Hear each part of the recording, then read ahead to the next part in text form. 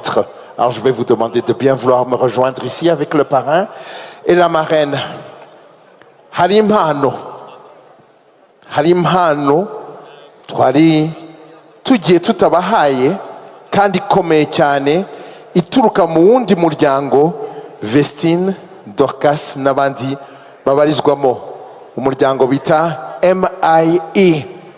Impano ni ya Murindahabi Irene naze hano adufashe ayibashikirize. Voilà, ça c'est un cadeau très spécial qui vient bien évidemment de Irénée, un cadeau de MIE pour évidemment vous dire félicitations à vous les mariés. Irénée, tera intambwe.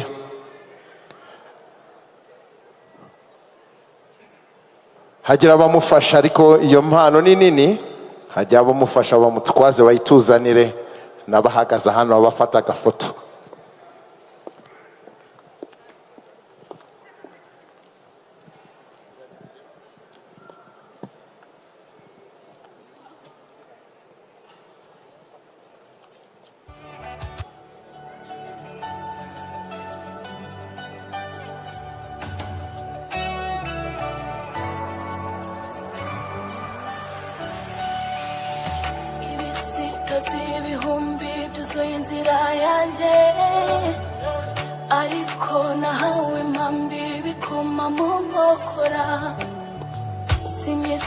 Murakoze DJ, reka tumutege amatwi. Ntabwo ari ya Irene gusa ahubwo ni umuryango wa MIE.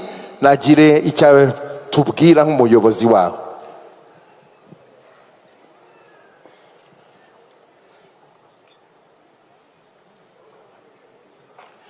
Yesu ashimwe.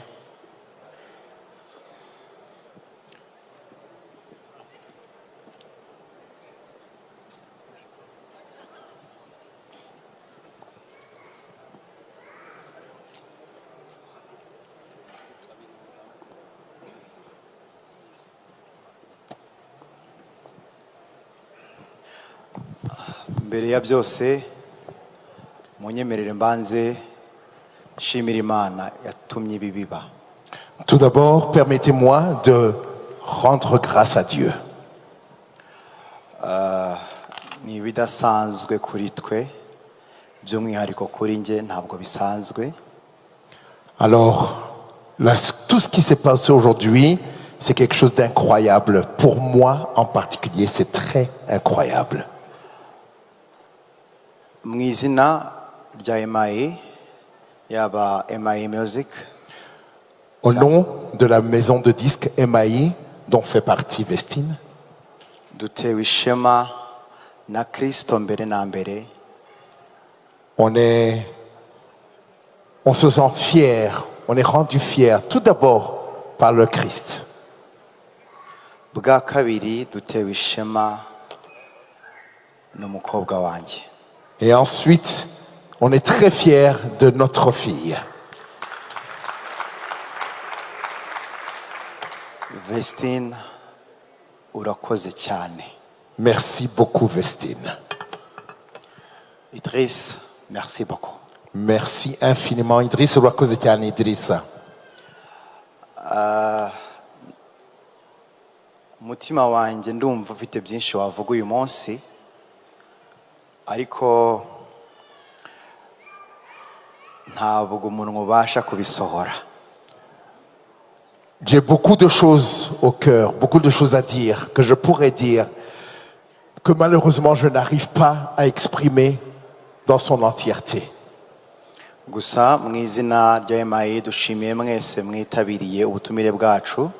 Mais au nom de notre maison de disques MIE, on veut vous remercier tous d'avoir répondu présent à notre invitation. Kandi nanone mu izina rya MIE ndetse no mu izina ryanjye shimiye Vestine ndetse n'umuryango wa Idriss. Alors également au nom de la maison de disques MIE, je voudrais, et en mon nom personnel, je voudrais remercier infiniment Vestine ainsi que la famille de Idriss. Ntarambiranye rero, Vestine twahuye ari umwana. Alors j'ai connu Vestine alors qu'elle était encore toute petite enfant. ariko kuba mushyingiye iri ni ishema ryanjye. C'est donc une très grande fierté qu'on arrive en ce jour où maintenant je la marie. Icya kabiri, mushyingiye ari umuhanzi mpuzamahanga. Deuxièmement, non seulement je l'ai marié, mais j'ai marié en tant qu'artiste international. Imana ibaha umugisha ko mwakunze Vestine and Dorcas. Que Dieu vous bénisse, vous qui avez aimé, vous qui êtes fan de Dorcas, de Vestine et Dorcas. Kandi ntabwo mwibeshye kuko mu kanya bagiye kubereka icyo Imana yabashyizemo. Et vous ne vous êtes pas trompés parce que dans quelques instants, elles vont vous démontrer pourquoi elles sont les artistes qu'elles sont. Nshimiye ikipe ngari ya EMAI, yaba abamfashije kwandika, gutegura indirimbo mu buryo bw'amajwi. Grand remerciement également à toute l'équipe élargie de notre maison de disques EMAI, que ce soit ceux qui nous ont aidés à écrire les paroles des chansons, mais également ceux qui ont aidé à produire ces chansons en studio. Nshimiye cyane mama wa Vestine na papa we. Grand merci à maman et papa Vestine n'umuryango we muri rusange birumvikana. et toute sa famille élargie, bien évidemment.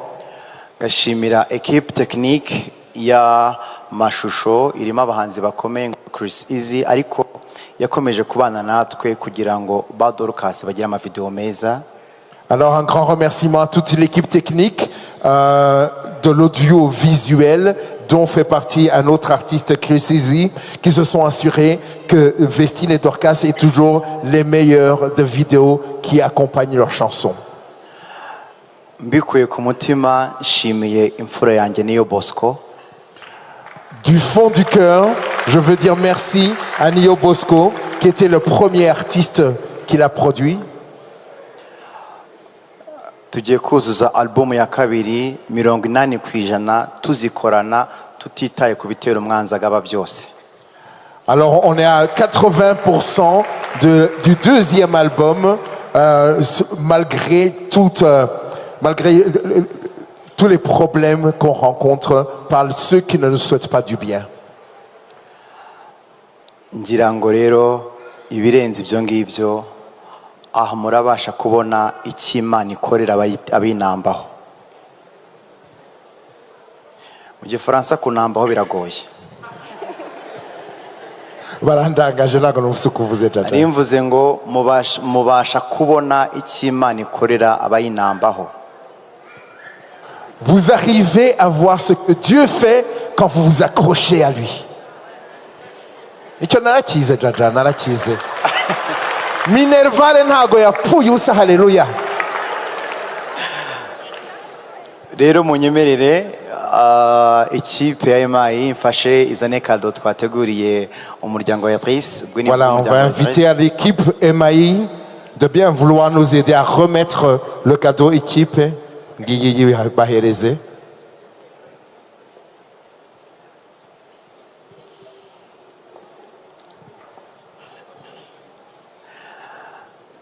Yego, iyo ni impano twabateguriye nk'ikipe muri rusange.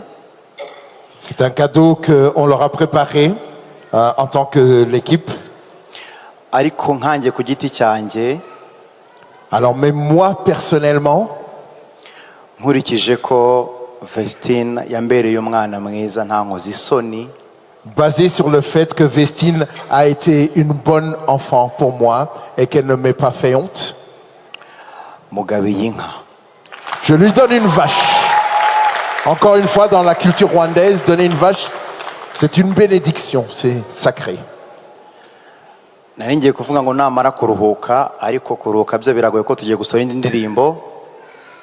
J'allais dire qu'après qu'elle se soit un peu reposée, mais il n'y a pas le temps de se reposer, on doit faire une autre chanson.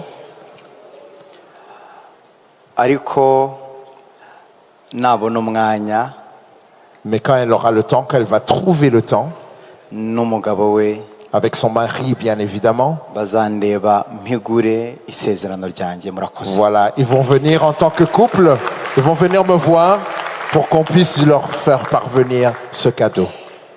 Merci infiniment. Murakoze cyane. Reka twegerane dufate ifoto y'urwibutso.